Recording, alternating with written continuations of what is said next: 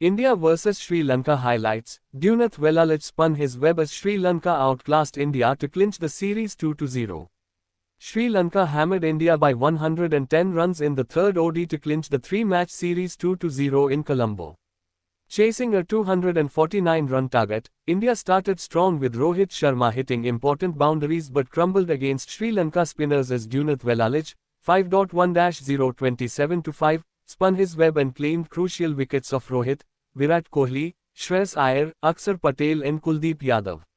India were bowled out for 138 in 26.1 overs with skipper Rohit 35 and Washington Sundar 30 waging lone battles. Earlier debutant Riyan Parag took 3 for 54 on debut, but Sri Lanka still managed a competitive 248 for 7 after electing to bat first in the third ODI. Riding on Avishka Fernando's composed 96 and Kusal Mendis's well-compiled 59, Sri Lanka managed to post a good fighting total on a tricky batting surface. Earlier Parag spun his web on debut and claimed the maiden wicket of Avishka Fernando for 96. The young spinner trapped Avishka in front of wicket with a leg break. It took India 20 overs but they finally broke through, with Akshar Patel dismissing Pratham Nissanka for a solid 45 as Sri Lanka lost their first wicket. Mohammad Siraj had been wavered and Nissanka took full advantage of it by creaming a few quick boundaries. Shivam Dube, India's second new ball bowler, however has bowled with a lot of discipline. Nissanka and Fernando have played solid cricket in the first 45 minutes, bringing up their fourth 50 partnership in ODIs. A couple of changes in the Indian playing 11 for the series decider. Riyan Parag makes his debut, replacing Arshdeep Singh, whereas Rishabh Pant gets a game ahead of KL Rahul. Sri Lanka captain Charit Asalanka won the toss and, as expected, opted to bat on a freshly laid but fry pitch. Who would have thought, right? India, with a near full-strength squad, down 0-1 against Sri Lanka, trying to save a bilateral series. Not a lot of this has happened recently. India have been bilateral bullies. Home or away, they have always found a way to blast through the opposition in the last 6 to 7 years. But now, in Gautam Gambhir's just second series as head coach, India have been pushed to a corner, where they are on the brink of losing their first ODI series against Sri Lanka in 27 years. Where did it all go wrong?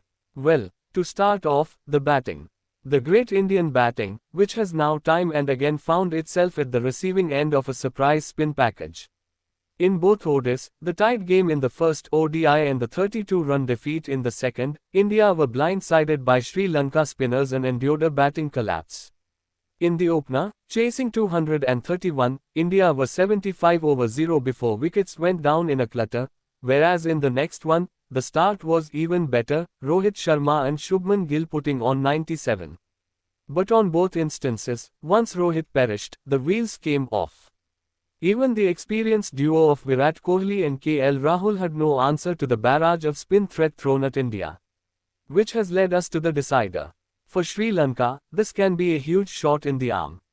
They have had a tough couple of years, needing to play the qualifiers to make it to the T20 World Cup and a poor 2023 World Cup campaign. What's worse is that they haven't even qualified for the next big ICC event, the Champions Trophy in 2025. And even more importantly, their record against India of late has been pretty much one-sided. One more win tonight can ease off all that pain and give the team and its interim coach Sanath Jasuria reasons to cheer. The fact that they have India onto the mat without the likes of Matisha Patirana, Wanindu Hasaranga, Dilshan Madhushanka and a couple more of their match winners is an incredible achievement. Nonetheless, all that however is easier said than done. This is India, the T20 World Champions and the ODI World Cup runners-up we are talking about. They have made a habit of coming from behind and stunning the opposition. Ask the six-time world champions Australia or Pakistan, who seemingly had the match won against their arch-rivals at the T20 World Cup. And lastly, this is the same team that skittled Sri Lanka for 50 in the Asia Cup final and 55 in the World Cup last year. A part of their poor batting could stem from the fact that a lot of them are coming from a break.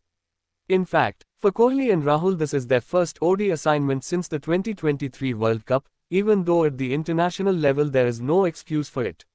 In 2 matches, Kohli and Rahul haven't looked too convincing but didn't show any signs of rustiness either.